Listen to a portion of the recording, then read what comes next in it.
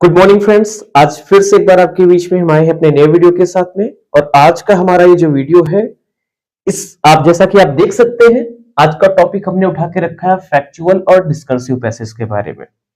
अक्सर बच्चों का ये डाउट रहता है कि हम ग्रामर पोर्शन कर ले रहे हैं, लिटरेचर में हमको दिक्कत नहीं हो रही है, लेकिन सबसे बड़ी जो समस्या आ रही है वो हमारे पैसेज को लेकर के है। तो आज उसी टॉपिक को हम लेकर के आए हैं और कोशिश ये है कि अगर इस टॉपिक को आप ध्यान से अच्छे से पढ़ते हैं तो आगे से आपके डाउट्स जो रहेंगे वो क्लियर हो जाएंगे। और अगर कोई डाउट आपको फिर भी रहता है तो आप कमेंट करके हमको बता सकते हैं, हम नेक्स्ट वीडियो में आपके उन डाउट्स को भी क्लियर करेंगे। तो सबसे पहले इस वीडियो को स्टार्ट करते हैं। तो ध्यान से समझिए, आज हमको समझना है फैक्चुअल और डिस्कर्सिव पैसेज के बारे में। तो फैक्चुअल और डिस्कर्सिव पैसेज की पहले हम बात करते हैं, फीचर क्या क्या है फैक्चुअल पैसेज में, क्या हमको फीचर्स मिलने वाले हैं, जैसे कि पर्पस हो गया, टोन हो गया, क्या कंटेंट है और क्या क्या कीवर्ड्स है। एक एक चीजें हम लोग ध्यान से देख लेते हैं। बात करें अगर हम फीचर की, तो सबसे पहले बात करते हैं पर्पस।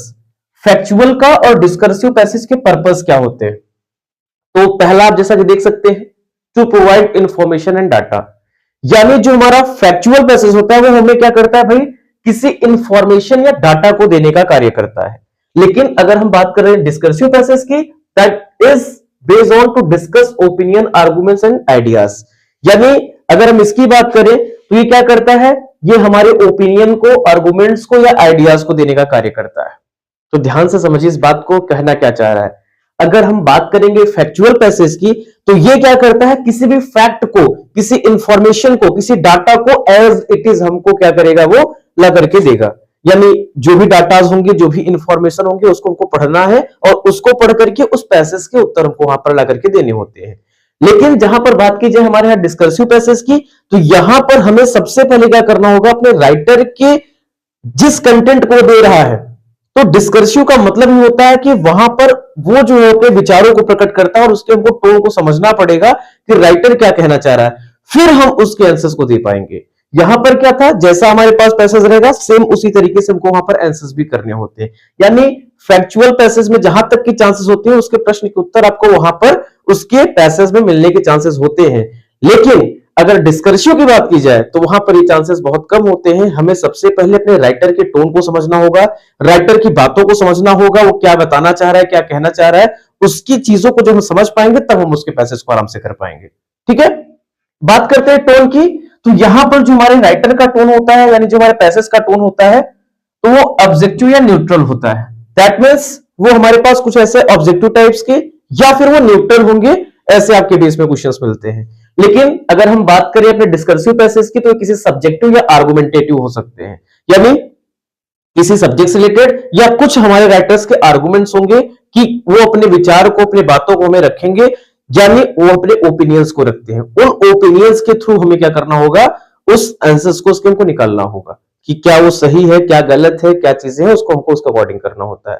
ठीक है, आगे बात करते हैं हम लोग कंटेंट की।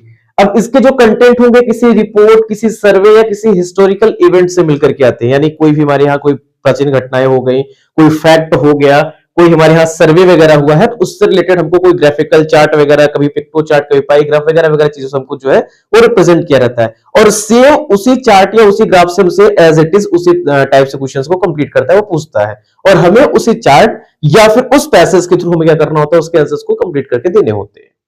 लेकिन अगर बात की जाए हमारे यहां डिस्कर्सिव पैसेज की, तो ये लॉजिक, फिलॉसफी या सोशल इश्यूज से रिलेटेड जुड़े होते हैं। और यहां पर राइटर अपने विचारों को, ध्यान दीजिए प्रोज एंड कॉन्स वाला यहां पर चीजें हैं, यानी किसी का प्रोज या कॉन्स, यानी क्या उसकी अच्छाई या क्या उसकी बुराई है, उससे रिलेटेड आपके क्वेश्चन देंगे।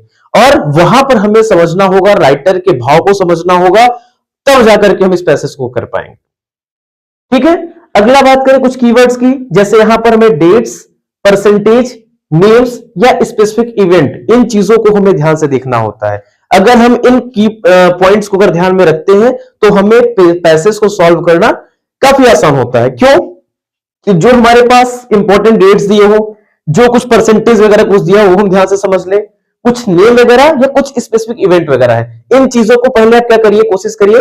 खैर पेपर में तो अंडरलाइन नहीं कर सकते, तो आपके पास 32 पेज का बुकलेट होता है, एज शीट होता है, तो आराम से आप करिए क्या, लास्ट पेज में एक रफ वर्क में जो जो इंपॉर्टेंट चीज उसको पहले आप एक बार रफली नोट कर लीजिए। तो इससे क्या रहेगा कि जो आपके क्वेश्चंस रहेंगे वहां से अपने डाटा को एनालाइज करके मिला करके उसके आंसर्स को आप आराम से कर सकते हो। लेकिन बात की जाए अगर हमारे यहां डिस्कर्सिव पैसेज की, तो यहां पर आपको राइटर के ओपिनियन को, अपने ओपिनियन को, कैसे हुआ, क्यों हुआ, इसके साथ साथ में क्या उसमें कॉन्ट्रडिक्शन है, क्या उसके कॉन्ट्री, इन चीज को भी आपको समझना पड़ेगा। यानी कभी कभी वो राइटर के ओपिनियन से, कभी कभी वो आपके ओपिनियन से पूछ सकता है क्या ये चीज सही है, क्या गलत है, क्या आप उसके पक्ष में होंगे, क्या आप उसके विपक्ष में होंगे। ऐसी चीजों के क्वेश्चंस आपको वहां पर देखने को मिल सकते हैं। तो आशा करते हैं चार्ट से आप इन चीजों को समझ पा रहे होंगे कि हमें फैक्चुअल में और डिस्कर्सिव में क्या डिफरेंस आते हैं। अब रही बात सॉल्व करने के तरीका की अगर बात की जाए, तो फैक्चुअल को सॉल्व करना डिस्कर्सिव से थोड़ा सा इजी हो सकता है। ऐसा क्यों है? क्योंकि जैसा कि मैंने कहा कुछ पॉइंट्स पे अगर आप विशेष रूप से ध्यान दें, जैसे आपने क्वेश्चंस को पढ़ा, पढ़ने के बाद जो क्वेश्चन पूछ रहा है आप डायरेक्टली उस पैसेज से आप मिलाइए, जो चीजें हैं एक बार डाटा को एनालाइज करिए, अच्छे से समझिए, पढ़िए, उसके आंसर्स आपको वहां पर मिल जाएंगे। फिर भी, और ये एक बार में, दो बार में, चार बार में नहीं, जितना हो सकता है ज्यादा से ज्यादा पैसेज को, ज्यादा से ज्यादा आप सिंपल पेपर को सॉल्व करिए तो बेटर रहेगा आपके लिए। ठीक है। लेकिन अगर हम डिस्कर्सिव की अगर बात करें तो भैया जी सबसे पहले मैं आपको बता दूं, एक बार आप कोशिश करिए कि आप सरसरी निगाह पे पैसेज को पढ़ लीजिए। उसके बाद करना क्या है, आप अपने बुकलेट को, जैसा कि मैंने कहा कि जो आपके पास आंसर सीट होगी, आप अपने लास्ट पेज पे रफ वर्क में जो जो इंपॉर्टेंट जैसे पहला आपने क्वेश्चन पढ़ा, पहले क्वेश्चन पढ़ लीजिए, उस क्वेश्चन में सबसे इंपॉर्टेंट क्या पूछा हुआ है उसको क्या करिए वहां पर आप नोट कर लीजिए। फिर ऐसे जितने जो भी आपके पास 8 या 10 क्वेश्चन जितने भी हैं, उस क्वेश्चन में जो जो जो इंपॉर्टेंट चीजें हैं आप पूरा मार्किंग करके आप 10 चीज को नोट कर लीजिए। फिर क्या करिए, आप पैसेज ओपन करिए।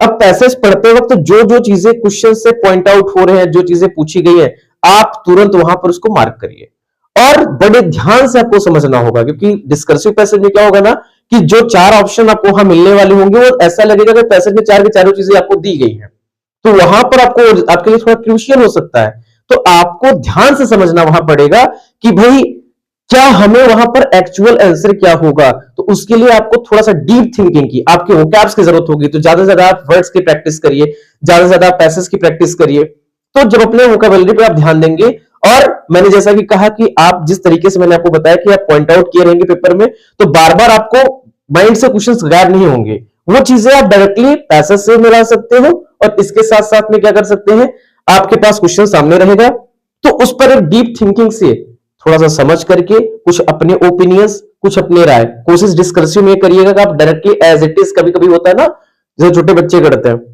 यहां से यहां मार्क कर लिया, यहां से यहां मार्क कर लिया, इसका आंसर ये है। तो ये करने से थोड़ा सा बचिएगा आप लोग, क्योंकि कभी कभी क्या होता है ना कि आपको अपने ओपिनियन देने हो सकते हैं या राइटर का ही ओपिनियन देना होगा, तो आपको उसके टोन को समझना होगा। ये नहीं जैसा पैसेज में दिया हूबहू अपने उठा करके वहां पर रख दिया, तो ये चीजें थोड़ा सा आपके लिए जो है दिक्कत हो सकती है।